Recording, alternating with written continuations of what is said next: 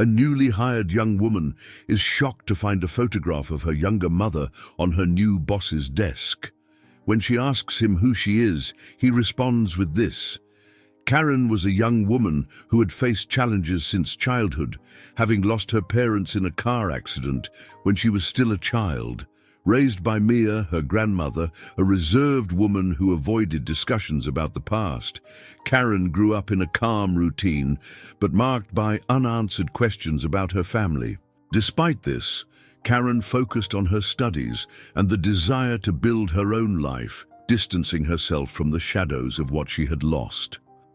This effort was rewarded when she got her first job at a renowned company, an opportunity she saw as the beginning of a promising future. The start date was approaching, and Karen was eager to dive into her new routine. That morning, Karen woke up to the sound of her alarm. It was the first day of her new job, and a mix of anxiety and excitement made her heart race. After a quick shower and dressing carefully, she went downstairs to the kitchen. There she found her grandmother Mia already awake, setting the table for breakfast. "Good morning, Grandma," Karen said, pulling out a chair. "Good morning, dear," Mia replied, smiling. "Ready for the big day?" "Sort of," Karen said, grabbing a slice of bread. "I just want to do everything right." "And you will," Mia said, serving coffee into her granddaughter's cup. "Eat something so you don't leave on an empty stomach." Karen gave a small smile and began eating in silence. After a few minutes, she got up, grabbing her purse. "I need to go. I don't want to be late." Mia walked her to the door, adjusting the collar of her blouse. "Good luck, my dear. I'm so proud of you." "Thanks, Grandma," Karen said, hugging her. "I'll tell you how it went when I get back." With one last wave, Karen left, feeling her heart race as she began her new journey. When she arrived at the company, Karen took a deep breath and approached the front desk, where a receptionist was sitting, typing something on a computer. The receptionist, a young woman, looked up and smiled when she saw Karen. "Good morning. You must be Karen," the receptionist said, rising with an elegant motion. "Yes, that's me," Karen replied, trying to sound confident. "It's my first day.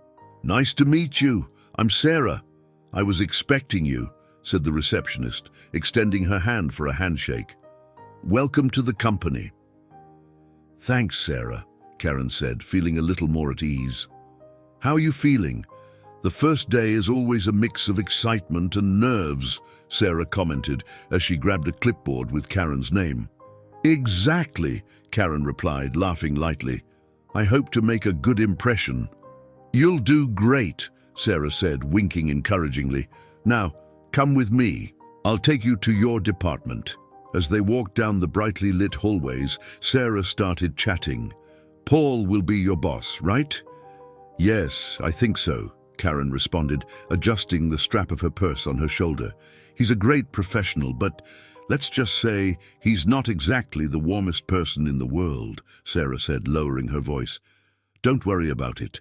He's demanding, but fair." "Good to know," Karen murmured, already feeling the nerves creeping back. Finally, they reached a room. Behind a computer, there was a tall man with rigid features typing with precision. Without lifting his head, he seemed completely unaware of their presence. Sarah lightly knocked on the glass door before entering. "Mr. Paul, this is Karen, the new hire," she said formally. Paul finally looked up, staring at Karen for a few seconds before standing up. His expression was neutral, almost impassive.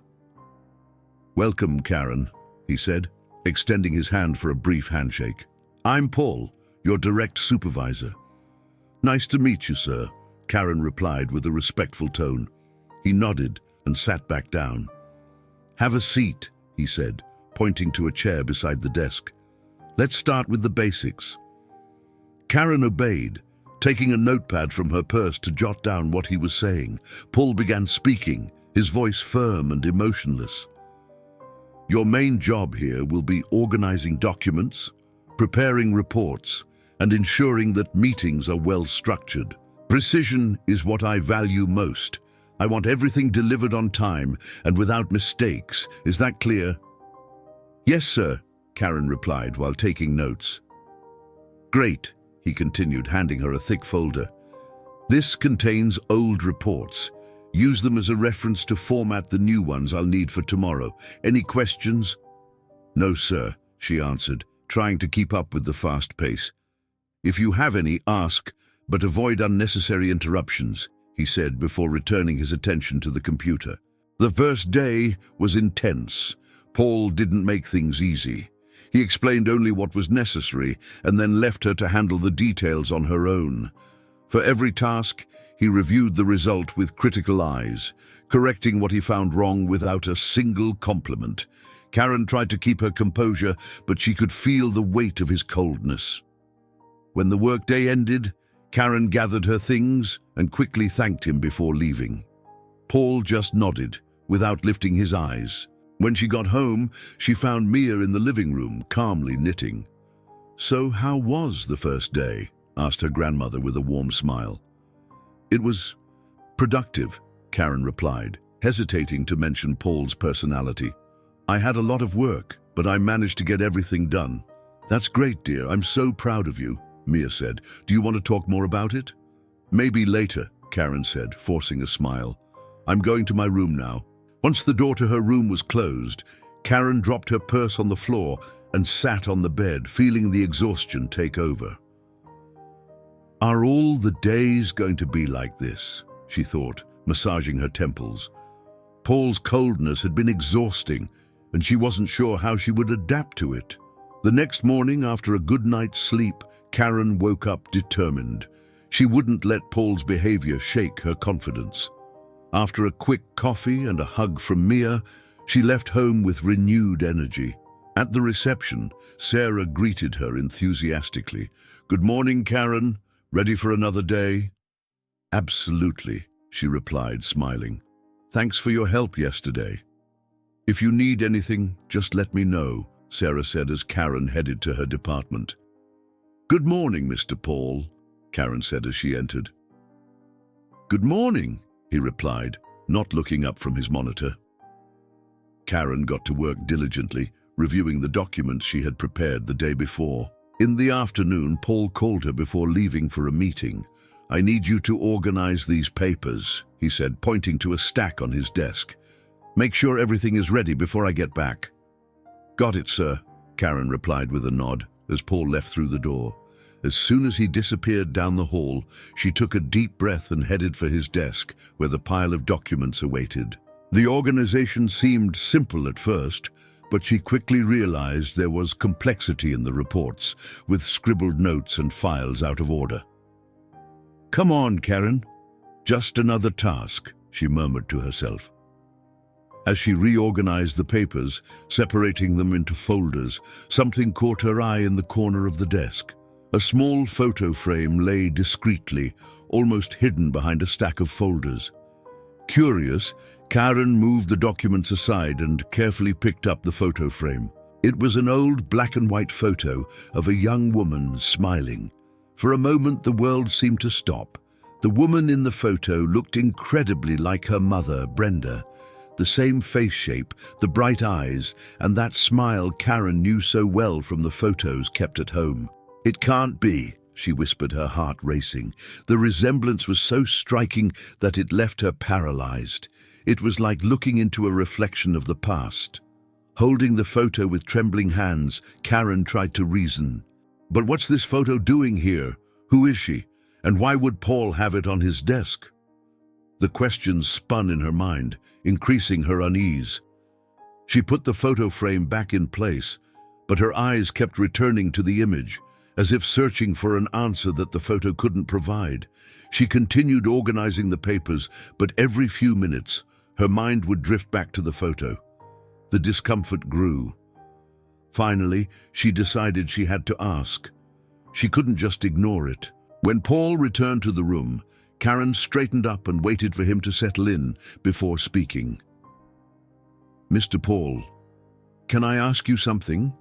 she said hesitantly. Paul looked up at her, his usual neutral expression. "Ask what?" "I saw the photo on your desk," Karen began, trying to keep her voice steady. The woman in it? Who is she? Paul looked up, clearly caught off guard by the question. He was silent for a moment, staring at Karen as if assessing the intent behind her words. His usual relaxed posture became more tense. "Why are you asking this?" he asked, his tone slightly colder than usual. "Oh, it was just curiosity," Karen replied, trying to sound casual. "I noticed it while organizing the documents. Is she someone in your family?" Paul leaned back in his chair, crossing his arms. For a moment, it seemed like he was deciding whether or not to answer. "She's someone from my past," he finally said. His voice was neutral, but there was something in the way he said it that indicated he didn't want to continue the conversation. "I see," Karen said, trying not to seem intrusive. "Sorry if I was being nosy. I just thought the photo was nice." He sighed, keeping his gaze fixed on her. "It's fine, but I'd prefer if you didn't bring up these kinds of topics. Let's focus on the work." "Of course, sir," Karen said, feeling slightly uncomfortable, but maintaining a professional tone. She turned her attention back to the papers, trying to ignore the tension in the air. Paul remained silent for a few minutes, but his expression seemed different. The usual tight control had given way to something more reserved, almost melancholic. He went back to typing on the computer, closing off any possibility of further dialogue. The room felt quieter than before, but Karen couldn't stop thinking about the photo. Who was that woman? Why did Paul react so defensively? She spent the rest of the afternoon trying to stay focused, but the doubt wouldn't leave her alone. When the clock finally signaled the end of the day, she gathered her things and said a quick goodbye. Paul just nodded, without looking away from his monitor. That night, Karen went to bed early, but sleep wouldn't come. The image of the photo on Paul's desk seemed to be burned into her mind. Each time she closed her eyes, the face of that smiling woman appeared in her thoughts. It was as if something inside her knew it had more significance than it seemed. Tossing and turning in bed, she muttered to herself, "Who was she? And why did Paul get so strange?" When the alarm went off the next morning, Karen got up with dark circles under her eyes but a renewed determination. She decided she needed to share what she had seen with someone she trusted, someone who might give her some answers. Her grandmother, Mia. After a quick shower, she went downstairs to the kitchen, where she found the elderly woman preparing coffee. "Good morning, Grandma," Karen said, pulling out a chair. "Good morning, dear. You look tired," Mia commented, serving Karen a cup of coffee. "Did you sleep well?" "Not much," Karen admitted, sighing. "I need to tell you something." Mia sat down, adjusting her glasses to observe her granddaughter carefully. "What is it, Karen? Trouble at work?" "Not exactly," Karen began, hesitating. She picked up the coffee cup but didn't drink it. "Yesterday, while I was organizing the documents for my boss, Paul, I saw a photo on his desk. It was of a woman, but there was something strange about it." "Strange how?" Mia asked, frowning. "She looked exactly like my mom, Grandma. It was like looking at a photo of Mom when she was younger," Karen said, her voice trembling. "I asked him who she was, but he avoided the topic. He just said it was someone important from his past." Mia froze. For a moment, the only sound in the kitchen was the gentle clink of the spoon against the cup. She looked away, fiddling with the necklace she always wore. "It must be a coincidence, dear. People look alike," she said evasively. "Grandma, please," Karen insisted, leaning toward her. "Do you know anything about it? Why would he have a photo of someone so much like Mom?" Mia quickly stood up, picking up her coffee cup as though needing something to occupy her hands. I don't know, Karen. Maybe it's just your imagination. Don't jump to conclusions." "Grandma," Karen said, her voice firm but hurt, "I know you're hiding something from me." "It's not that, dear," Mia replied, still with her back turned. "Just Don't ask questions that might lead to difficult answers. Karen felt a lump in her throat. She knew her grandmother was hiding something, but she realized pushing her to speak wouldn't help. "Fine, Grandma. I'll find out one way or another," she said, standing up from the table. Mia sighed deeply but didn't answer. Karen grabbed her purse and left the house, her mind more troubled than ever. When she arrived at work, Karen spent the morning absorbed in her own thoughts. The image of the photo, her grandmother's evasive words, and Paul's reaction were forming an impossible puzzle to ignore. She decided she had to confront him again, even if it made her uncomfortable. Around noon, she went to his desk. "Mr. Paul," she started hesitantly, "can I talk to you for a minute?" Paul looked up from the screen, studying her for a moment. "Go ahead," he replied, crossing his arms. "I just wanted to apologize for bringing up that subject yesterday." "I know it might not have been appropriate," Karen said, taking a deep breath before continuing. "But I need to talk about it again. The woman in the photo. She looks a lot like my mom, Brenda." Paul's reaction was immediate. He turned pale and leaned forward, as if needing a moment to process what he had just heard. His eyes, which had been cold and controlled, were now wide with surprise. "What?" he murmured, almost without a voice. "You said, Brenda?" "Yes," Karen confirmed, feeling her heart race. "Why? What's going on?" Paul stood up and ran a hand over his face, visibly shaken. "It can't be," he said, beginning to pace. "I never imagined. You're her daughter." Karen's eyes widened, a chill running through her body. "Daughter of who, Mr. Paul? You knew my mum." Paul looked at her, his eyes shining with a mix of emotion and pain.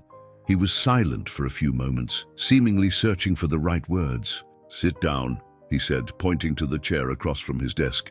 "I need to tell you something, and it's better if you hear it calmly." Karen obeyed, though her legs were trembling. Her heart was pounding, and she clasped her hands in her lap, unsure of what to expect. Paul sat down again, but didn't seem comfortable. He ran his hands over his face and then through his hair, clearly struggling to maintain composure. "I knew your mother, Brenda," he started, his voice low, almost a whisper. "But the word knew doesn't come close to what she meant to me." Karen frowned, leaning forward slightly. "What do you mean, Mr. Paul? What are you trying to say?" He took a deep breath and looked directly into her eyes. "When we were young, your mom and I, we were very close. I loved her, and she loved me." Karen's eyes widened in surprise. She opened her mouth to speak, but the words didn't come out. Paul continued, his voice alternating between emotion and pain. "I was just a young guy at the time. I didn't have wealth, status, or anything that would appeal to her father, but I had Brenda. Or at least, I thought I did. She was the most amazing woman I've ever known.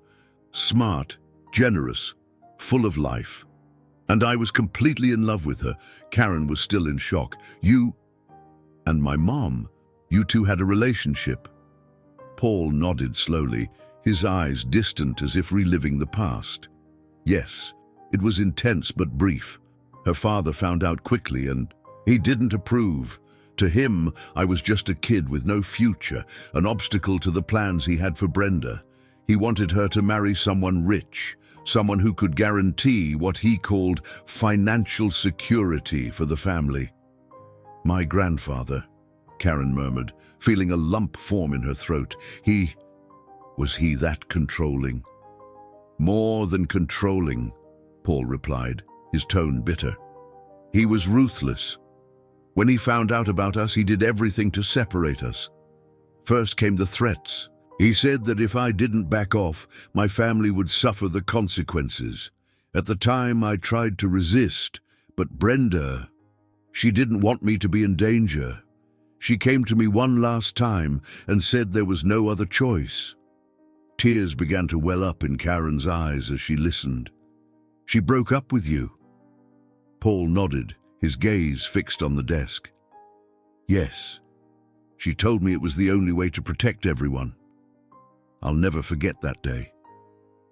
We met in a park. She was crying, but at the same time, so determined. She said she had to do it, and I couldn't convince her otherwise. He paused, taking a deep breath before continuing. After that, she followed the path her father had laid out. She married a rich man, someone he chose. I heard rumors that she wasn't happy in the marriage, but I never knew the details. She disappeared from my life. All that was left was this photo, a reminder of what could have been. Karen wiped her face with her hands, trying to hold back the tears. "My dad," she murmured. "He was complicated, to say the least. A difficult man." "I imagine," Paul said with a heavy sigh. "I always wondered what it would have been like if we'd had a chance. But life is like that, isn't it? Made of choices, some of which aren't ours." Karen wiped her eyes and looked at him, trying to absorb everything she had just heard. "I had no idea. My mom, she never spoke about you. Not even my grandma." "It's not an easy thing to talk about," Paul said sadly. "Maybe she tried to protect you from it, or maybe it was just too painful for her to remember. I don't know. But that explains a lot." She sat in silence for a moment, absorbing it all. Then she said, "I tried to talk to Grandma this morning. I told her about the photo and..." She changed the subject, as if she were avoiding something. "Now I know why. She knew about all of this, didn't she?" Paul nodded slowly. "Mia was a good woman. She tried to intervene for us, to convince Brenda's father to leave us in peace, but he wouldn't give in. He was obsessed with the idea of escaping poverty and used Brenda as a means to do that." Karen felt a mix of sadness and anger. "My mom, she sacrificed so much, and so did you." Paul sighed, leaning back in the chair. "She was the love of my life, Karen. There was never anyone else. I kept this photo as a memento, not to live in the past, but to remember what it means to truly love someone." The two of them sat in silence for a moment, absorbing the intensity of the conversation. Karen rubbed her hands nervously while trying to process everything she had just heard. Her mind was still stuck on the morning before, on her grandmother's look when she mentioned the photo. Something felt deeply wrong. "Mr. Paul," she began, hesitantly, but with growing determination in her voice. "You knew my mom passed away a few years ago, didn't you?" He nodded, his gaze heavy. "I heard. It was hard even to hear about it. I can't imagine what it must have been like for you." Karen took a deep breath, trying to contain the emotion. "Since she's been gone, my grandma is the only direct link I have to her past. And this morning, when I tried to talk about the photo, it was like she knew something. The way she avoided the subject, changed the conversation. I've never seen her act like that before." Paul leaned forward slightly, his eyes fixed on hers. "Mia always protected Brenda a lot. Maybe she's kept those secrets to protect you too." "Maybe," Karen replied, biting her lip. "But if she knows something, I think it's important to hear, not just for me, but for you too. She may have answers, or maybe a different view of what happened. Maybe this is our chance to close this chapter, for all of us." "Udum." Paul sat in silence, clearly weighing Karen's words. He massaged his temples and let out a deep sigh. "Do you think she'd be willing to talk about it, after all these years?" "I don't know," Karen admitted, "but it's worth a try. For everything you've told me, it seems like my grandma tried to fight for you both, even if she couldn't succeed. Maybe now she wants the story to be heard." He looked away for a moment, staring at the desk, as if searching for an answer there. Then he raised his eyes back to Karen with a look of resolve. "If you think this is important, let's talk to her." A faint smile appeared on Karen's face. "Thanks, Mr. Paul. I'm sure this is the right thing to do." The rest of the day passed unusually. They both worked in silence, but it was clear that the conversation had created an invisible bridge between them. When the workday ended, Paul gathered his belongings and looked at Karen. "Shall we?" She nodded, grabbing her purse. Together, they walked to Paul's car and got in. The engine rumbled softly as he drove toward Mia's house. Paul's car parked in front of Mia's house. Karen felt a slight chill in her stomach as she opened the gate. Paul stepped out of the car right behind her, adjusting his jacket. He seemed nervous, and his usual firm posture had turned into a hesitant air. "Ready?" Paul asked, looking at Karen. "As ready as I can be," she replied, offering a tense smile. She climbed the steps and opened the front door, softly calling out, "Grandma, I'm home!" In the living room, Mia was sitting on the couch, watching a soap opera. When she heard her granddaughter's voice, she turned, smiling. But when she saw that Karen wasn't alone, her expression changed slightly, revealing curiosity. "Grandma, we have company," Karen said, gesturing for Paul to come in. Paul entered, greeting Mia respectfully. She studied him for a moment, furrowing her brow slightly. It was clear she didn't recognize him. "Good evening, Mrs. Mia," he said, with a polite tone. "Grandma?" Karen intervened gently. "This is Paul. We have a long conversation to have." Mia's eyes widened for a brief moment. Her expression shifted to surprise, then a sort of melancholic recognition. She stood slowly, adjusting the shawl around her shoulders. She approached Paul and held his hands for a moment. "My God," she murmured. "Paul, I haven't seen you in so long that for a moment I didn't recognize you." She took a deep breath, as if preparing herself for what was to come. "Well, come in. Please, sit down. I think this story has gone unresolved for far too long." Paul nodded, clearly emotional, and sat down next to Karen on the small couch. Mia looked at both of them, hesitated for a moment, and said, "I'll make coffee. A conversation like this deserves calm." With careful steps, she disappeared into the kitchen. A few minutes later, Mia returned with a tray, bringing 3 steaming cups of coffee and a bowl of homemade cookies. She placed everything on the small coffee table and sat down in an armchair across from them. She sighed deeply before starting to speak. "Paul," she began, looking directly at him, "I knew this day would come sooner or later, but I never imagined it would be like this. After all these years, seeing you here brings back many memories, some good, some very painful." Paul leaned forward slightly, his gaze fixed on her. "Mia, I never knew just how much you tried to help Brenda and me. I only heard rumors about your resistance against what was happening." Mia gestured for him to wait and took a sip of her coffee before continuing.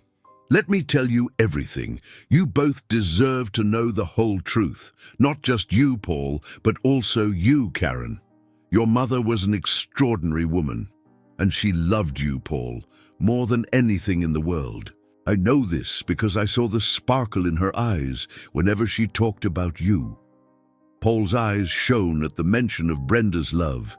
Karen, in turn, felt a lump form in her throat.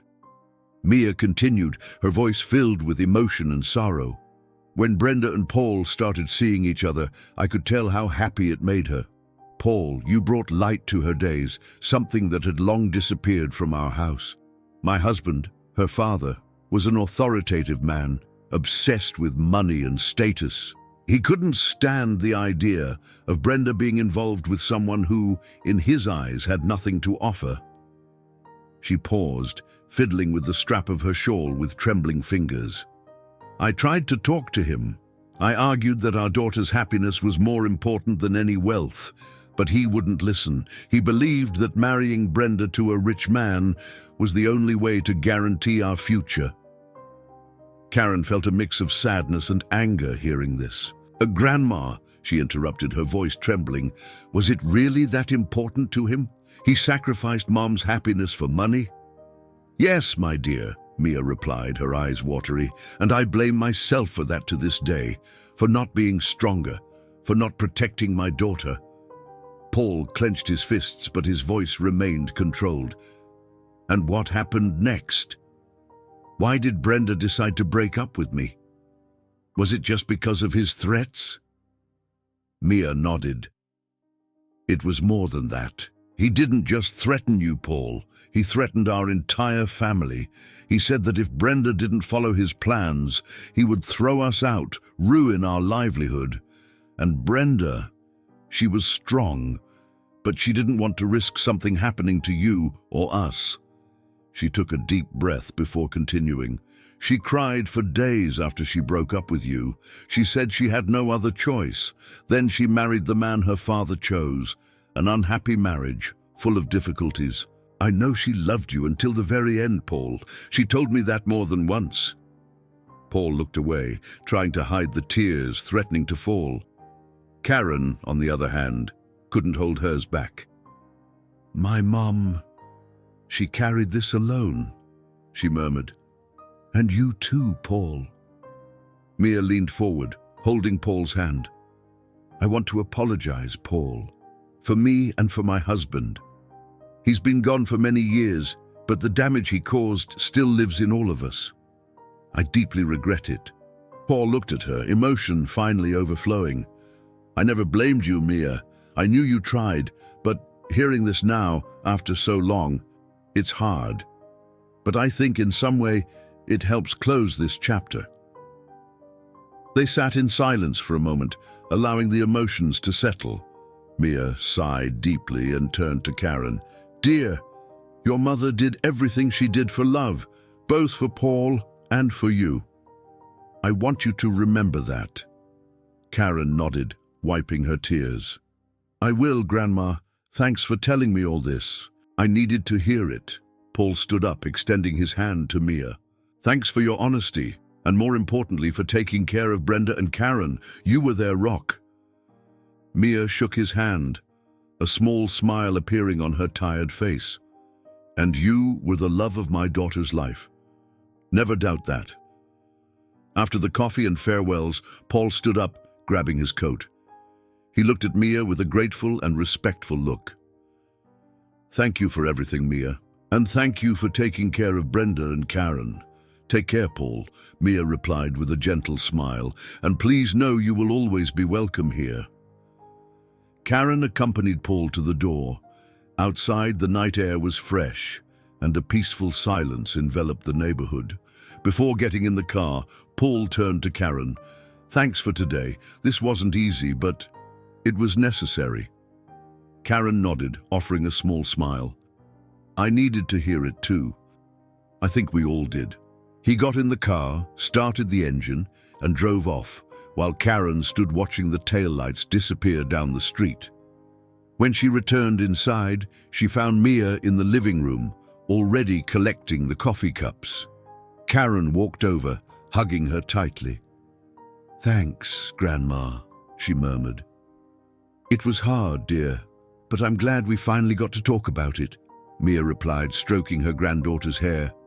Your mum would be proud of you. Karen smiled, feeling lighter than ever.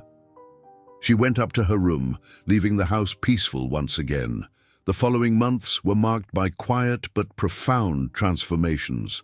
Paul, once known for his coldness and rigidity, began to show a more human and accessible side, both at work and outside of it.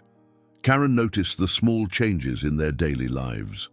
He now greeted her with a subtle smile, made casual comments about tasks, and even displayed a light sense of humor in tense situations. Between occasional visits to Mia's house and conversations that started formally but ended warmly, Paul became a close friend of the family.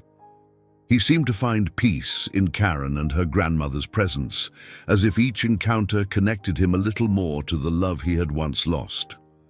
Mia's house, always filled with memories of Brenda, became a refuge for him, a place where the fragments of a painful past could be transformed into new memories. At work, colleagues began to notice the change in Paul. He was no longer the distant and impassive boss. Though still demanding and professional, he treated Karen with a lightness that hadn't existed before, calling her by her name instead of maintaining the impersonal tone he had used.